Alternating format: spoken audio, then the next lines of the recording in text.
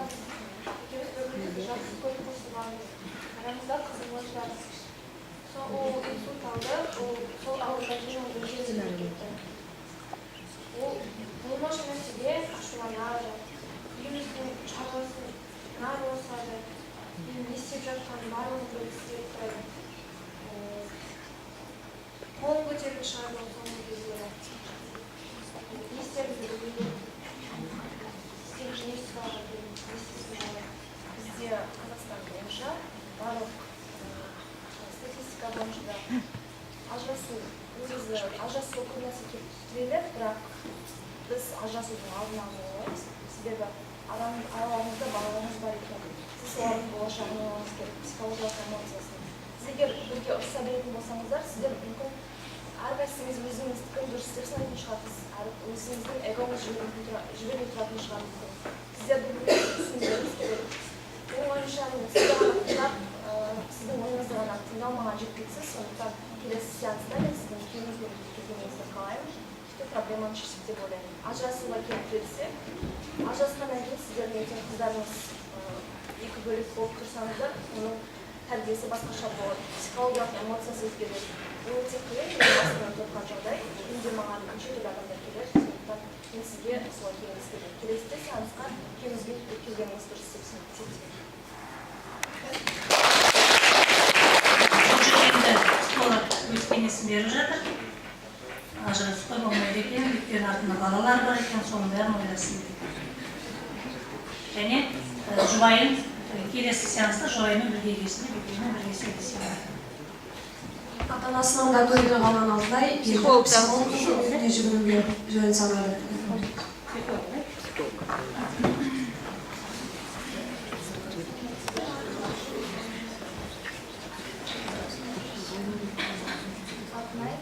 Қандай мәселемен келіп отырсыз? Отбасылық жағдаймен келіп отырмыз. Отбасымызда бір түсініспеушілік жағдайлар болып. Күйеуім екеуміз отбасынан 5 жыл болды. Екеуміз бір-бірімізді жақсы көріп тұрмыз. Арамызда қызымыз бар. Ол соңғы кезде инсульт алды, сол ауырғаннан кейін ол мүлдем өзгеріп кетті. Үйіміздің берекесі кетті. Күніге айқай-шу, ұрыс-керіс болады. Не істерімді білмейді, қолын көтеріп шығады. Сол мәселенің бір шешімі бар шығар дейсіз. Иә, сіз маған келгеніңіз дұрыс болды. Осы арқылы сіз өз ойыңызды жеткізе аласыз, өзіңіздің ішіңіздегі өзіңіздің мәселелеріңізді айта аласыз. Егер сіз жанұя болған соң, ыдыс-аяқ сықыламай тұрмайды. Бұның барлығы болады. Қазіргі уақытта әрбір бір ұрысқан үшін жанұялар ажырасып отырса, қазір қаншама адамның отбасы екіге бөлініп кетуші. Өзіңіз айтып отырсыз, кішкентай қыздарыңыз бар екен, және де өзіңіздің жұбайыңыз ауыр өзі сырқатты басынан өткізілді. Бұның барлығы адамның жүйке-жүйесіне әсер етеді. Мүмкін жұбайыңыз беделді адам екен, жұмысында да қаншама кедергілер болады. Жұбайыңыз қазір ашуланып тұрған кезінде емес, бір өзі жайбарақат отырған кезінде, көңіл жақсы кезде үйге келгенде сіз өзіңіз сөйлесіп көріңіз. Оның мәселелерін, сізге нені жеткізе алмай жатыр екен ол жұбайыңыз, соның барлығын тыңдап, мүмкін екеуіңіз бірге әңгіме айтқан кезіңізде бірге шешерсіздер. Кішкентай қыздарыңыз бар, өзіңіз осынша уақыт, 15 жыл орталасқан екенсіздер, осының барлығын ойланып, өздеріңіз сөйлесіп көріңіз. Жұбайыңызды енді түсінуге болады, ол сырқаттан кейін, енді адам ауырғаннан кейін оның барлығы жүйке-жүйесіне әсер етеді. Сондықтан ашулы кезінде ол кісі де сізге өз ойын айта алмайды. Ол кісі де тыңдағысы келмейді. Тыныш уақытта, көңіл-күй жақсы кезінде әңгіме айтып көріңіздер, сөйлесіп көріңіз. Психолог ретінде кісі жұбатып жатыр және өз кеңесін беріп жатыр. Психолог кеңесінен кейін үлкен үміт арқалаған Алтынай тергеушінің көмегіне жүгінуді жөн санады. Психолог?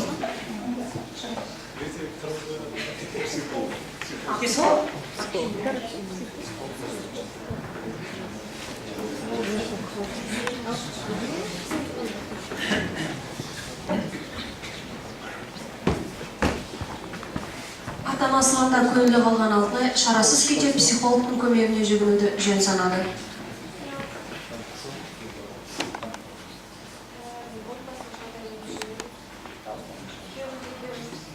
Aramızda çok borç ortasından 15 yıl oldu. Aramızda kızımız var. Birbirimizi çok sevdik. İnsultlar var. O insulttan keyin o katlı özgürlük etdi. Kuniga aytmay shu uyimizda o'skish bo'layotgan bo'ldi. Ministerda mezatni ajratib berdik. Bu masalani shishni boshlanishga kelib Kuyimiz qachondan beri o'zida? aramizda o men uchoqni qurbonida restoranda ko'rgan. Seriyoshlik masalada u ma'lumotlar menga keldi. Jinni sochini chiqarishni biraz vaqt bo'ldi. Kuyimiz namoz o'qib. Siz namoz o'qiysiz? Yo'q, pasingdan O'zbekistondan boshqa. Kuyimiz endi namoz o'qib sizda o'qamiz. Agar tez bo'lganda bilasiz, ashras bo'lmasa endi o'zimizga bo'lay endi ajratsangiz deb men kenges bermayman. Sizga 5 seans o'tkazaylik. 5 seansda men sizga kenges beraman. Odan keyin bunday qilmasa, boshqa sharoit bo'ladi. Hozir sizga ajratuv negizgi problemani chechilamiz. Siz fakt bo'lasangiz, negizgi namoz o'qib, keyingizni kunlik qilib, uyingizda yaxshi yurishni kerakda. Onda негізі үйдің жаңағы берекесі, жаңағы күйеуіңіз беделді адам екен, оның беделі сіздің арқаңызда болып тұр. Сіз қазір былай жасайсыз, үйіңізге барасыз да, жаңағы мен общы күйеуіңізге мән аудармайсыз. Күйеуіңізге мән бермеңіз. Келген кезінде де оны күтіп алмаңыз. Үй қалай болса солай жатсын. Жаңағы көп үйіңізге кетіп қалады. Одан кейін жаңағы күйеуіңіз міндетті түрде егер сізді сүйетін болса, сіздің қадіріңізді біледі ол, сізден жаңағы мән-жағдайды не үшін бұлай болып тұрсың, алдын сен басқаша едің ғой деп өзіңнен сұрай бастайды. Сол кезде мән-жағдайды түсіндіресің. Мен сені күнде күтіп алатын едім, мен сені не алатын едім, неге бұлай жасап жүрсің маған деп бәрін түсіндіріңіз. Күйеуіңіз міндетті түрде сіз түсінуге тырысады, ол сізді жақсы көретін болса. Одан кейінгі екінші, үшінші сеанстарда күйеуіңізді сабырмен психологқа әкеліңіз маған әкеліңіз. Бірақ күйеуіңіз келмеуге тырысуы мүмкін. Енді әйел болған соң кішкене хитріс жасап, екеуіңіз бірге келуге тырысыңыз. Және де құрбым беріңіз. Енді құрбыңыз қандай жолда жүр? Ол тұрмыста ма, тұрмыста емес па?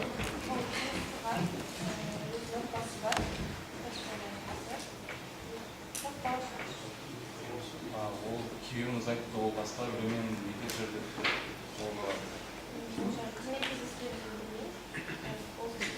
Кішкене былай құрбыңыздың жүргізушілігі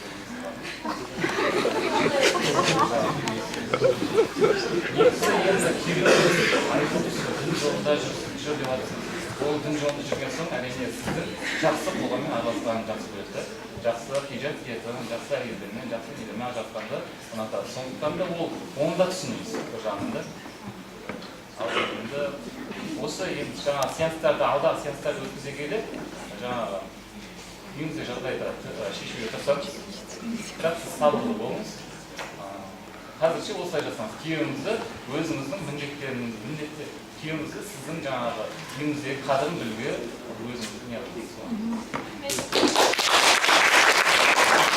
Бұл жерде психолог өз кеңестерін беріп жатыр.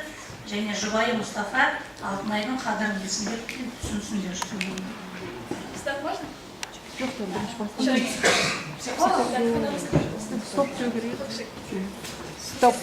Стоп.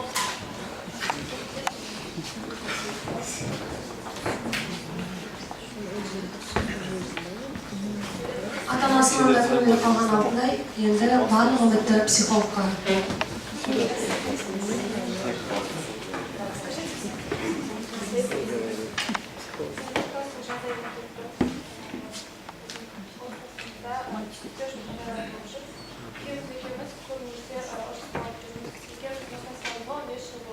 Aramızda bir kızımız var. Son bir olacak şu anda. Verişim ağırlığında. Son bir olmam. Doğru bir şey. O ilk kavga var.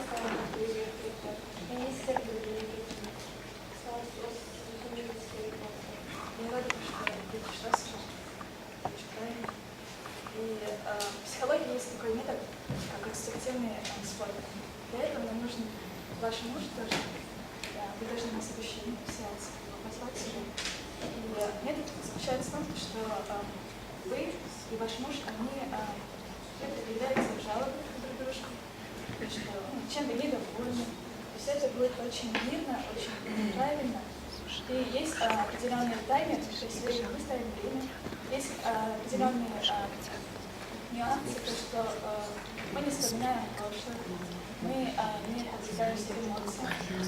И следующий этап мы говорим именно о времени. То есть, допустим, может быть, он придет, что вы не уделяете ему внимания. И вы будете объяснять официально, что вы заняты девочкой, домашним делом. Вы будете предъявлять на то, что он устает, приходит свой. И в конце мы будем находить общий, ставить общий план на будущее. И находить какие-то общие, согласовывать. И будем стараться уже жить. Так что на следующий сеанс пришлось писать своего мужа, и мы постараемся Психолог маған өз профессионалдық және пайдалы кеңестерін беріп жатыр. Психолог кеңесінен кейін үлкен үміт арқалаған Алтынай тергеушінің көмегіне жүгінуді жөн санады.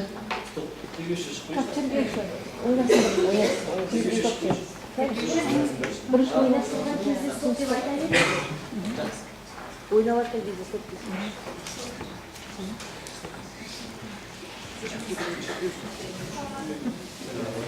Келіңіз отырыңыз, қандай мәселемен келдіңіз? Стоп.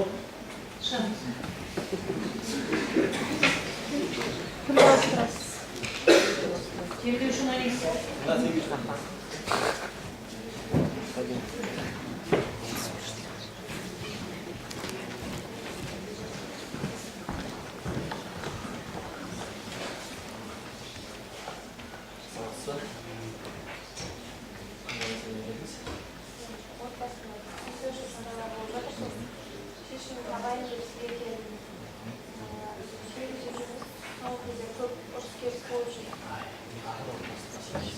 Сонымен неше істейсің? Мен ажырасқым келіп жүр, себебі қолым көтерілді, үйдегі беріп Көтерді ма? Ал сіздің шешіміңіз қалай? Бізге неше келдіңіз енді? ол кісімен ажырасқым келіп жүр, ол маған қолын көтеріп жүр. Мен психологқа барғанмен ол кісі сіздерге жүр. Бізде адамның денесі жарақатталып қол көтеру заңымыз шығады. Ендеше сіз күйеуіңіздің атынан арыз жазасыз ба? Іс қозғаймыз ба? Солай ғана қойдырамыз ғой да? Ендеше жазыңыз. Толық баяндаңыз. Қалай болды? Қанша рет болды? Не жерге толғап жүргенін жазыңыз. Есіміңіз кім? Алтынай. Алтынай. Күйеуіңіз кім?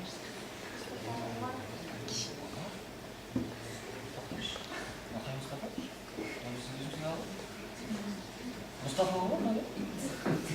Тоқтап жегіші тоқтап. Сіз омар ағаның әйелсіз бар жегіші. Не болып қалды сіздерге? Сіздерге не болды? Мұстафа ағаның жақсы танимын ғой, біздің ағамыз ғой. Сіз біздің жегіші өкпесіз, ойбай жегіші.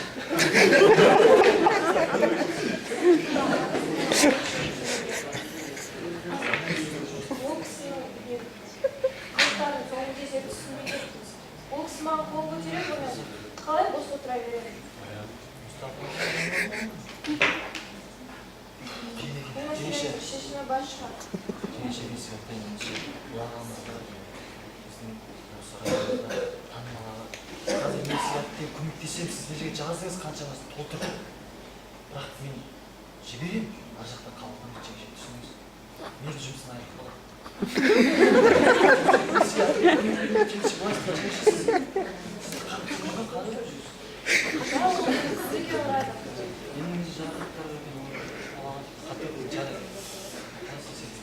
Кенші былай сіз қазір жазасыз, мен басқа біреуіміз көмектесер едім. Оларға танымал айтып тұрмын ғой, жоғарыдан оны алып тастай салып, кесіп тастайды, менің өзім жұмыстан шығып кетуім мүмкін. Сол себепті сіз былай істейді. Сізге сонда қызметіңіз маңызды болып тұр ма? Жеңешем, түсініңізші, қазір ондай ағалар қазір білесіз ғой сен. Қазір кімнің танысы бар соған көмектесші. Сонда кімге барып Мен сізді бүйтіп қалдырмын, мен сізге көмегімді беремін, Орысша міндетімді ақтаймын. Бірақ былай істейікші, өтініш жеңеше.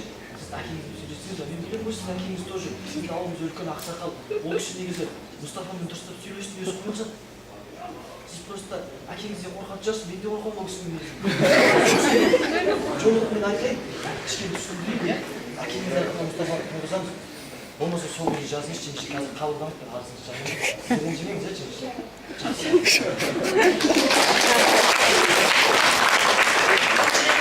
Өтпеші ағадан алтына ешқандай көмек ала алмады.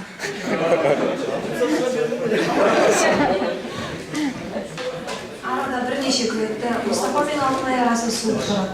Құрбысынан, ата-анасынан, психолог дәрігерден, құқық қорғау органдарынан көмек болмаған Алтынай шарасыдан бұл жағдайдың шешімін осы деп тапты.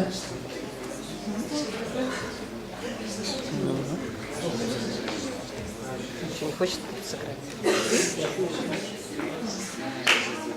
Что-то хочет. Стоп. Ну стоп ты. Он вроде нашел ее. Арада бірнеше күн өтті. Мұстафа мен Алтынай арасы суып барады.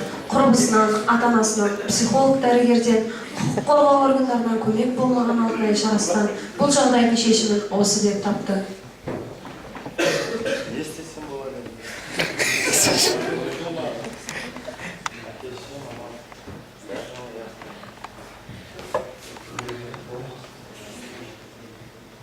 Жоқ, неде бөлеміз? Бала-шағам. Солар өмір сүруге тиіс.